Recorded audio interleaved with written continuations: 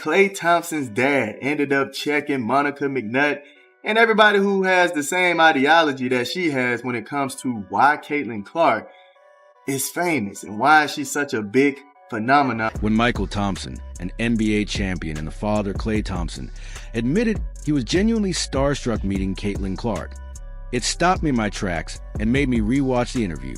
This is a man who won championships alongside Magic Johnson, battled icons like Michael Jordan and Larry Bird, raised a multiple-time NBA champion, and has spent his entire life surrounded by basketball royalty. Yet he still spoke with pure awe about a WNBA superstar, which is everything about the impact and presence Caitlin Clark has in the game. Well, they don't like Caitlin Clark. You know, Caitlin Clark, I've been noticing, I've been following her career since she was a sophomore at Iowa, and I recognized how different she was, how different she played the game. She played the game like Steph Curry. We had never seen a woman play like that before. Diminishing her impact, Monica McNutt's latest comment, that Caitlin Clark's fame comes simply from being a white girl from Middle America, isn't just insensitive, it fits a troubling pattern. It's never about Clark's jaw-dropping logo threes, her once-in-a-generation core vision, or the authentic joy she brings to fans while inspiring kids everywhere. Instead, the focus keeps shifting to her background and appearance. The real question is why someone with McNutt's platform would repeatedly target the very player responsible for bringing millions of new fans to women's basketball, and what Mychal Thompson said that finally put McNutt in her place. Get ready, because here... I was trying to emphasize it for about a year, then it finally caught on, and men who travel with us in our traveling party who are basically anti-women's basketball, just didn't care for it, didn't want to talk about it, had no interest in it at all. All of a sudden, they started watching Caitlin Clark and got intrigued by her, and they became fans of her. Monica McNutt just crossed a line that most ESPN analysts know better than to approach.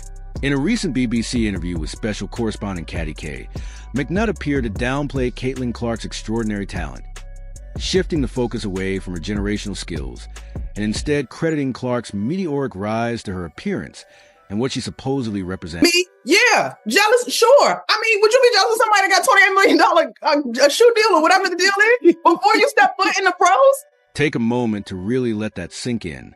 According to McNutt, it's not Caitlin Clark's record-breaking NCAA scoring, her pinpoint passing, or the jaw-dropping crossovers that leave defenders frozen.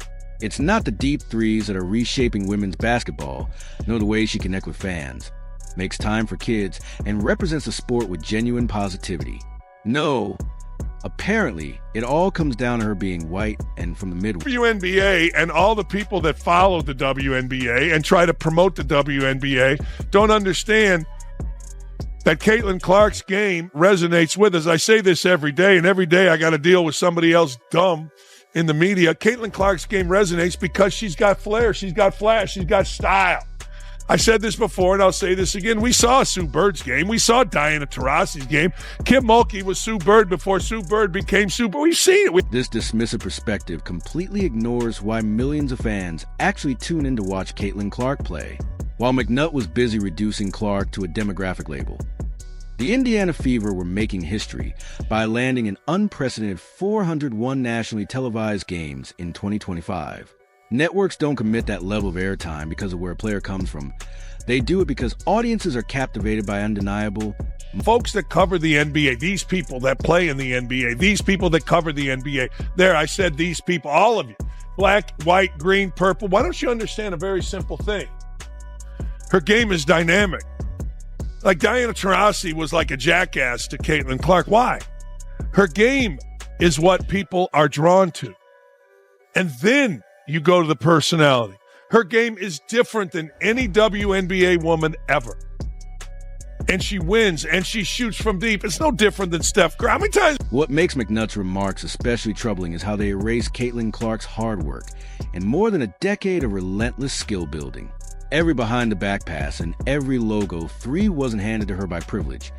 It was earned through countless hours in empty gyms when no one was watching. That context is conveniently ignored, along with the fact that Clark led the entire league in assists as a rookie while adjusting to an entirely new level of competition. Honestly, the main reason is because of her talents. It's not because of her race. Her race has nothing to do with it. You know, especially with kids. She's saying kids don't see color, man. The kids that I grew up around, and when I grew up as a kid, I didn't see color, man. I did not see color. I didn't care about color. I didn't know what color was. I just knew you were a human being, and I was trying to be your friend. It's kind of a crazy, nonsensical take to say that kids were looking up to her because... The hypocrisy is impossible to miss when you remember that McNutt draws a paycheck from the very ESPN that broadcasts Caitlin Clark's games and profits heavily from her popularity. It's the sports media equivalent of biting the hand that feeds you, while simultaneously arguing that the hand doesn't deserve to be fed in the first place. There's all type of nationalities and ethnicities that follow Caitlin Clark and rock with her. So it's not that. Fans didn't stay silent.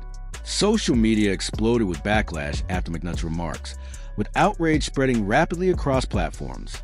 One user on X even wrote, "She should be fired immediately," as hashtags trended and clips of her comments went viral. But the reaction wasn't just about defending Caitlin Clark.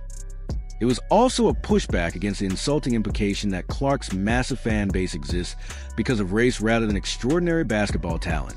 What McNutt failed to grasp is that Clark's appeal transcends demographics. Hey, it's every day.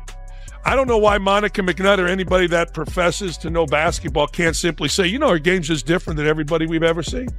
Ever. Now, don't tell me. I've watched. Ever. Tamika Catchy's great play. Look at her fan base. Just attend any Indiana Fever game, and you'll see supporters from every background proudly wearing Caitlin Clark's jersey. Talk to them, and they'll gush about her court vision, fearless shot making, and relentless competitiveness.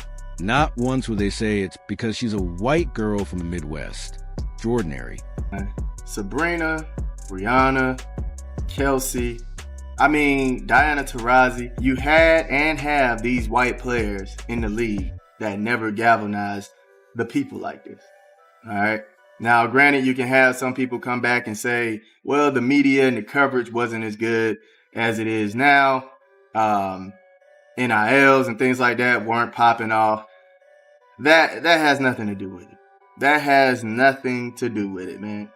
If they were that captivating, they would. The backlash over McNutt's racial remarks is just the latest chapter in what appears to be a personal vendetta against the WNBA's brightest star. This wasn't a one-off comment or a simple slip. It's part of a pattern, with McNutt repeatedly moving the goalposts whenever Caitlin Clark achieves something The sky in the playoffs right now, which means that Angel Reese, in theory, has impacted winning in a greater way. But I think the double-double streak that she's on, the 8 consecutive double-doubles, for Caitlin, she's leading rookies in points, minutes, and assists. There was terrific stats put out over the weekend by our colleague Mychal Thompson about the percentage, about her being the player that has seen the most blitzes in the league. And so she's navigating a different level of defensive intensity, and rightfully so, because she's playing a point guard role for this Fever squad. So I think today, looking at the standings, you probably tend. Monica McNutt's criticism of Caitlin Clark overlooks her generational talent, focusing instead on her race and background. Fans, players, and even NBA veterans like Mychal Thompson